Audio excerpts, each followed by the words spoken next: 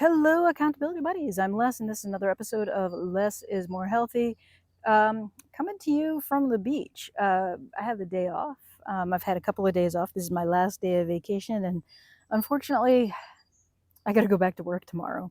But I am out on a short ride. I'm doing a little ramble around town, made myself a cup of coffee on the beach, sat, chilled, and then came around to this side of the beach, which is blessedly quiet and empty of people.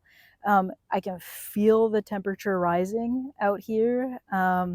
It's like 1 o'clock, and that's to be expected. But I thought I would give you a little tour of the upgrades that I've done most recently on the bike. There are three of them, or four, I guess, four upgrades. One I think is kind of a downgrade compared to what I had on the bike. But let's flip you around and show you the big one, and that is the drivetrain. So the big change here is that I picked up the L2 RX 12-speed group set. So I did pick up the entire group set.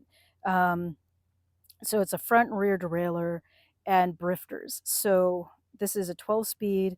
Currently, you'll notice that I have a 10-speed cassette on there. That's because I do one upgrade per paycheck. And the L2 group set was a multi-paycheck upgrade. That was a couple of upgrades. And the most recent paycheck was the cassette. So I have a Sunshine, I think, as a VG Sports, one of the Amazon budget brand cassettes. I have a 12-speed 11 to 46 tooth. I'm hoping the L2 RX can swing up over that. The L2 RX it depended on the listing whether or not it claimed how many teeth it would claim. One listing was as low as 32 teeth. Another listing was as high as 40. I have an adapter on there that I had on hand, and hopefully, um, hopefully it'll make it up over the 36 tooth cog. It does get into the 42 tooth cog. So right now I'm using 1 through 9 gears plus the 2x on the front.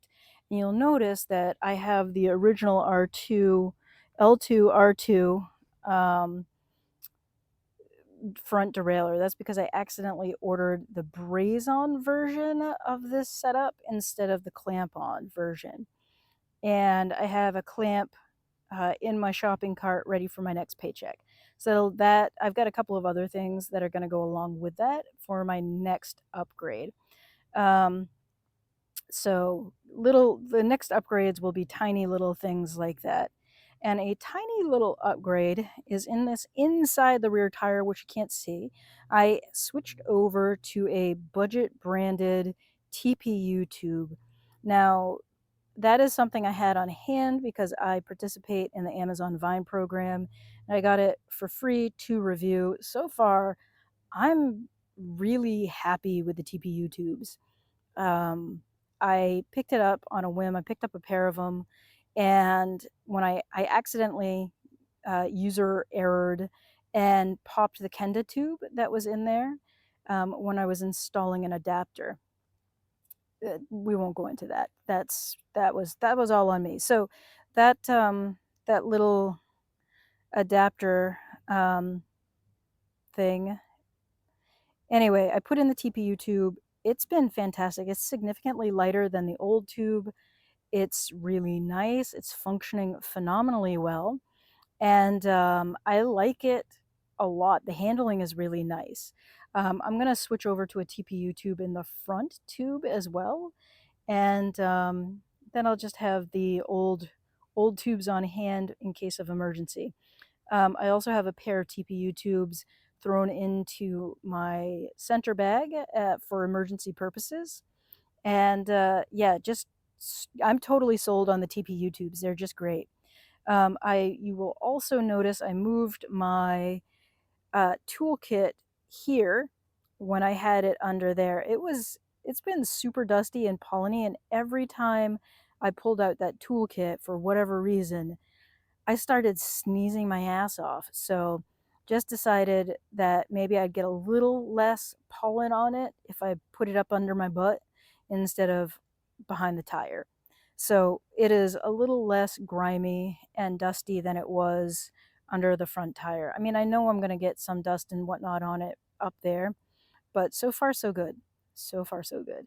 All right, so that brings me to what I'm considering kind of a downgrade.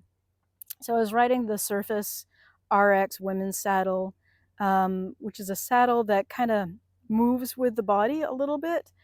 And I really liked it for short distances. It was super comfortable for up to like 15 miles. But once you hit that 20-mile mark, less comfortable.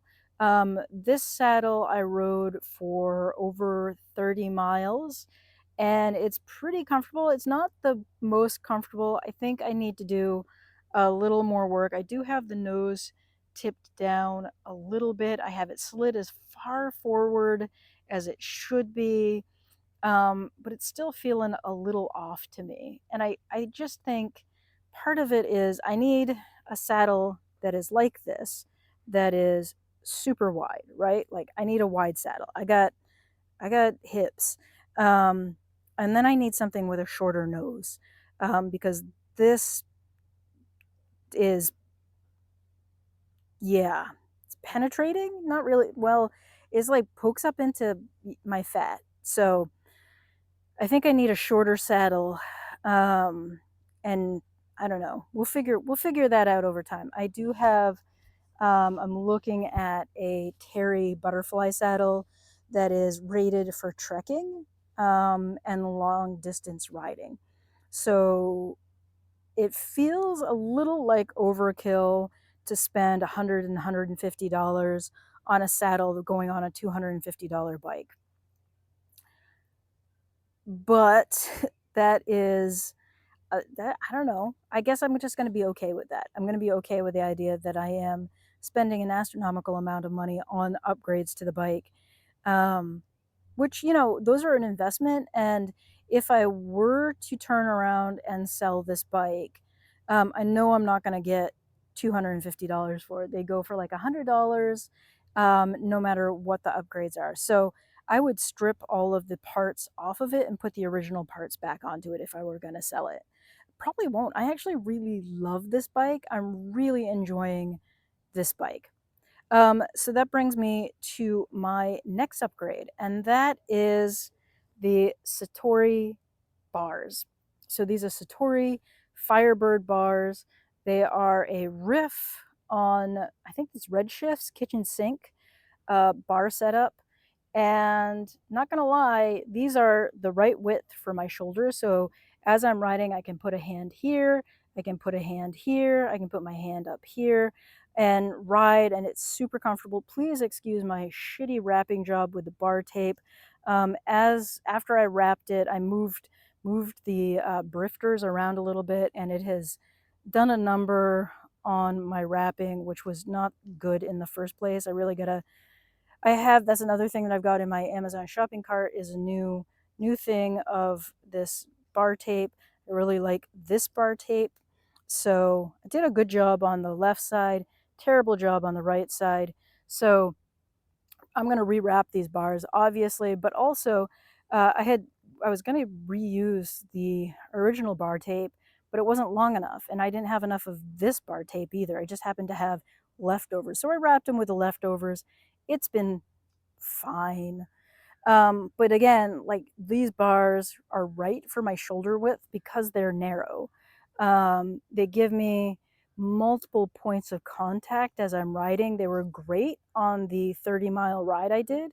They were great on the 21-mile ride that I did. It's a good setup for me. Also, where and how the brifters connect here is pretty perfect for me.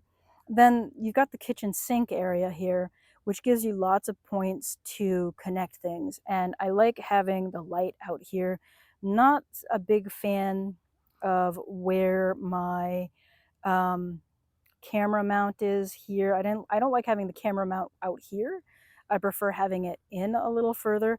I also really like having it mounted here, on this mount, but as you can see, the bolt sheared off. That's user error. That has nothing to do with the company that made this. I'm visiting my dad in a couple of weeks, and he probably has an easy out we can use to remove that. Hopefully, he usually has all kinds of tools like that, and this is steel into aluminum, so I'm assuming there's some epoxy in there. So we'll probably apply some heat, and then the easy out to get that bolt out. And then I have plenty of quarter 20 bolts that I'm just going to be able to like slide right in there, and it'll be fine. A little epoxy will be all good. But this is a great mounting option if you are doing ride videos. It can give you your entire handlebar setup, but also with a short extension pole, which is how I broke it. You can get videos that don't include any of your handlebars. So that works really well. So those are my upgrades, the new bars, new brifters, which I actually really like these brifters. The L2 brifters are pretty good for my hands. It's a good size for my hands and my grip. I'm really liking that. Um, I will say that I don't know what I've done to the right hand side, but I keep pushing the rubber out of place. Um, it's just not sitting as well as I would like. And I think I just need to yank on it and get it back into place. So yeah, they're just really comfortable, and I really like the action. If you like the original R2 brifters, you like the RX brifters. They're exactly the same. They're just better. I believe they're carbon fiber. Um, so, and again, I enjoy putting carbon fiber stuff on this bike because it's ridiculous. Yeah, all right. So there we go. That's a long enough video about the upgrades I've made to this bike. I've probably got 75 to 100 miles on this new drivetrain.